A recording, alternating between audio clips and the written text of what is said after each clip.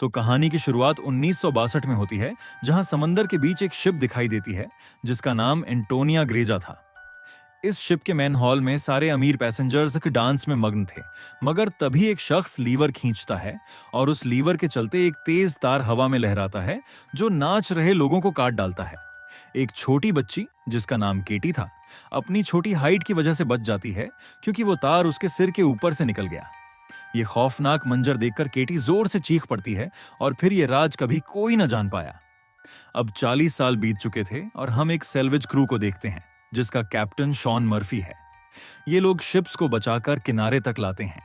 एक शाम अपनी जीत की खुशी में डूबे हुए तभी जैक फरमन नाम का एक आदमी उनके पास आता है। वो बताता है, मैं वेदर सर्विस का पायलट हूं और 40 साल पहले एंटोनिया ग्रेजा नाम की शिप समंदर में गायब हो गई थी। मुझे लगता है वो वेयरिंग सी में है और उसमें ढेर सारा खजाना भरा है।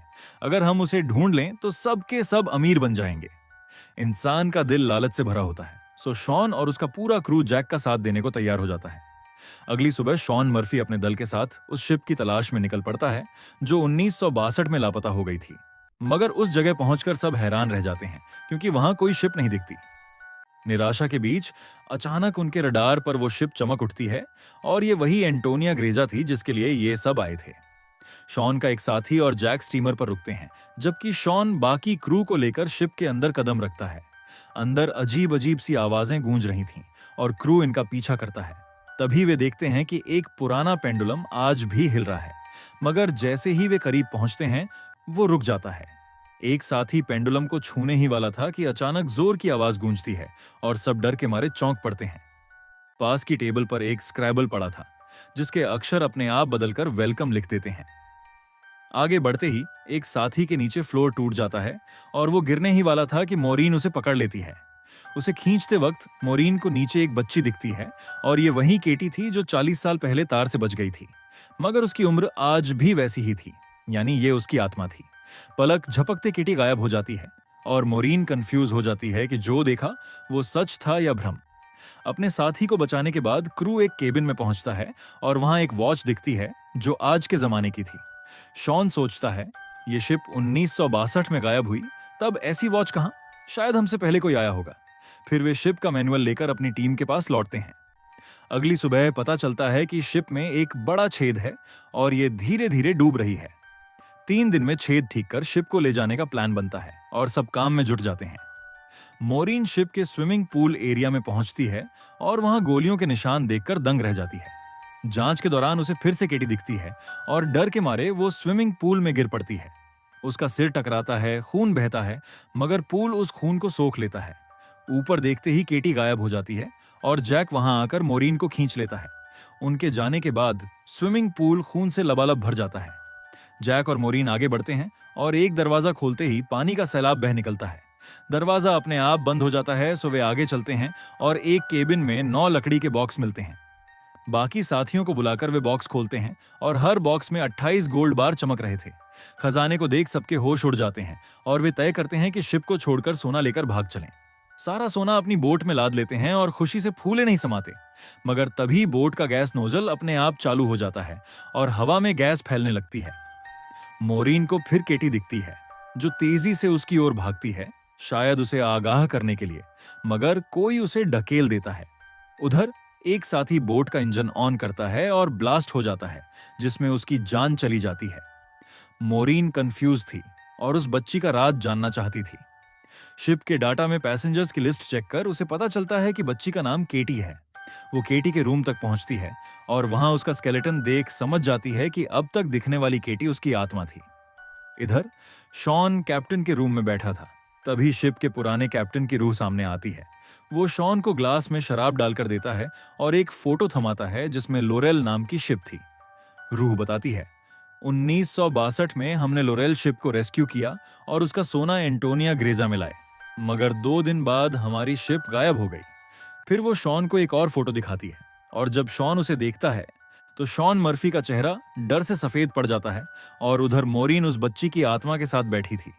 केटी उसे बताती है इस शिप में ढेर सारी रूहें कैद हैं और जो ये सब कर रहा है उसे कई आत्माओं की जरूरत है। जब उसका मकसद पूरा होगा तभी हम अपनी आत्माओं की दुनिया में जा पाएंगे। तभी क्रू का एक साथी उस जगह पहुंचता है जहां 40 साल पहले शिप पर शानदार पार्टी चल रही थी। अचानक माहौल वैसा ही हो जाता है जैसा 1962 में था। एक सिंगर की रूह गाना गाती है और लोग उसके सुरों पर थिरक रहे थे, मगर वो सिंगर उसे अपने जाल में फंसाकर उसकी जान ले लेती है। अब उनके 2 लोग मारे जा चुके थे। 2 और साथी स्वादिष्ट खाना देखकर ललचा जाते हैं और उसे खाने लगते हैं, मगर अगले ही पल उन्हें एहसास होता है कि वो खाना नहीं बल्कि कीड़े थे। डर और घिन से उनकी उल्टियां शुरू हो जाती हैं। इधर शॉन मर्फी को बहुत कुछ समझ आ चुका था और वो इस भूतिया शिप से जल्दी निकलना चाहता था। वो मोरीन को ढूंढ रहा था। तभी उसका मरा हुआ साथी जो ब्लास्ट में खत्म हो गया था, उसकी रूह बनकर सामने आता है और धीरे धीरे शॉन की ओर बढ़ता है। मोरीन भी इस खौफनाक शिप से भागना चाहती थी और शॉन के पास पहुंचती है, मगर शॉन को मोरीन के चेहरे पर वही भूतिया साथी दिखता है जो उसे मारने की कोशिश कर रहा था। डर में वो मोरीन पर हमला कर देता है, मगर मोरीन उसके पैर को जख्मी कर देती है। शॉन जैसे ही उसे मारने को तैयार होता है, तभी जैक आ धमकता है और शॉन पर हमला कर उसे बेहोश कर देता है। जैक वही शख्स था जो इन सब को इस शिप तक लाया था। चूंकि शॉन ने मोरीन पर हमला किया, सो वे उसे नीचे एक्वेरियम में बंद कर देते हैं। बाकी 2 साथी भी वहां आ पहुंचते हैं और शिप को रिपेयर कर जल्दी से यहां से भागने का प्लान बनाते हैं, क्योंकि उनके पास और कोई रास्ता नहीं था। वे नीचे जाकर शिप को ठीक कर देते हैं। मोरीन अपने एक साथी को ढूंढने निकलती है। तभी केटी की रूह सामने आती है और उसे दिखाती है कि जिसे वो खोज रही है उसकी जान जा चुकी है। वो वही साथी था जो पार्टी रूम में पहुंचा था। दरअसल सिंगर की रूह ने उसे लालच देकर फंसाया और ऊपर से धक्का देकर मार डाला। फिर केटी की आत्मा मोरीन को 1962 का वो खौफनाक मंजर दिखाती है जहां शिप पर सबको अलग अलग तरीकों से मारा गया, जिसमें केटी भी शामिल थी। उधर गोल्ड लूटने आई गैंग खजाने तक पहुंचती है, मगर वो सिंगर एक आदमी को अपने हुस्न के जाल में फंसाती है। वो शख्स पागलपन में अपने ही साथियों को मार डालता है। सिंगर के दिल में भी लालच भरा था, सो वो आखिर में उस आदमी को भी खत्म कर देती है। उसे लगता है कि अब सारा खजाना उसका है, क्योंकि शिप पर बाकी सब मर चुके थे। तभी वो शख्स आता है जो इस पूरे प्लान का मास्टरमाइंड था और सोने का लालची था। वो एक हुक की ओर देखता है और उसी हुक से सिंगर की जान चली जाती है। केटी मोरीन को उस शख्स का चेहरा दिखाती है और मोरीन डर से कांप उठती है, क्योंकि वो कोई और नहीं बल्कि जैक था, वही आदमी जो इन्हें खजाने के लालच में यहां लाया। मोरीन समझ जाती है कि शॉन मर्फी बेकसूर है। वो उसे बचाने के लिए एक्वेरियम की ओर भागती है, मगर तब तक शॉन की जान जा चुकी थी। कैप्टन ने जो फोटो दी थी वो पानी में तैरती दिखती है और वो जैक की ही थी।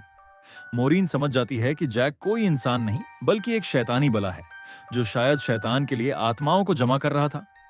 मोरीन अपने बचे हुए साथी से कहती है, तुम्हें जैक पर नजर रखनी है, मैं अपने दोस्त को ढूंढने जा रही हूं जो पानी में फंसा है। वो वहां पहुंचती है और देखती है कि जैक ने उसे भी मार डाला था। उधर जैक उस जगह आ धमकता है जहां मोरीन ने अपने साथी को उस पर नजर रखने को कहा था। जैक और उसके साथी में झड़प हो जाती है और मोरीन का साथी उसे शूट कर देता है। उसे लगता है कि जैक मर गया, सो वो वहां से चला जाता है। मोरीन अब इस शिप को उड़ाने का फैसला करती है और हर जगह बम फिट कर देती है। तभी उसका साथी आता है और कहता है, शिप को ब्लास्ट मत करो। मगर मोरीन टस से मस नहीं होती और बोलती है, मैं इसे उड़ा दूंगी क्योंकि यहाँ ढेर सारी रूहें कैद हैं। सोने के लालच से और लोग यहाँ फंसाए जाएंगे और उनकी जान जाती रहेगी। तभी उसका साथी जैक का रूप ले लेता है और मोरीन समझ जाती है कि जैक ने उसे भी मार डाला। जैक कहता है, तेरा और मेरा काम एक जैसा है। जिस तरह तू समंदर में फंसी बोट्स और शिप्स को जमा करती है, मैं रूहें जमा करता हूं। मैं भी कभी इंसान था, मगर पापों की वजह से मुझे ये काम मिला। अब मैं सोल कलेक्टर हूं और इसके लिए मुझे शिप चाहिए। तू इसे ब्लास्ट मत कर। मगर मोरीन नहीं मानती और जैक उस पर हमला कर देता है। मोरीन एक एरो से उसके पैर को जख्मी करती है और उसी एरो से रिमोट पर निशाना लगाकर शिप से कूद पड़ती है। फिर एक जोरदार ब्लास्ट होता है और मोरीन शिप के मलबे में पानी के नीचे फंस जाती है। तभी केटी की रूह उसे रास्ता दिखाती है और मोरीन बड़ी मुश्किल से ऊपर तैराती है। वो देखती है कि शिप की सारी आत्माएं आजाद होकर अपनी दुनिया में जा रही थीं, जिनमें केटी भी थी। दरअसल जैक ने मरने वालों के हाथों पर मोहर लगा दी थी और वे उसकी गुलाम बन गई थीं। मगर केटी की रूह पवित्र थी, सो वो गुलाम नहीं बनी। इसीलिए केटी बार बार मोरीन की मदद कर रही थी और अब उसकी वजह से सारी रूहें आजाद हो गईं। मोरीन एक टुकड़े के सहारे तैरती रहती है और सुबह तक एक शिप उसे रेस्क्यू कर लेती है। पोर्ट पर पहुंचकर वो एम्बुलेंस से देखती है कि जैक जिंदा है और शिप का सारा गोल्ड एक दूसरी शिप में ट्रांसफर कर रहा है ताकि लालच में और लोगों को फंसाकर उनकी रूहें कैद कर सके। ये खौफनाक मंजर देख मोरीन जोर से चीख पड़ती है और यहीं कहानी का अंत हो जाता है। तो आपको ये फिल्म कैसी लगी?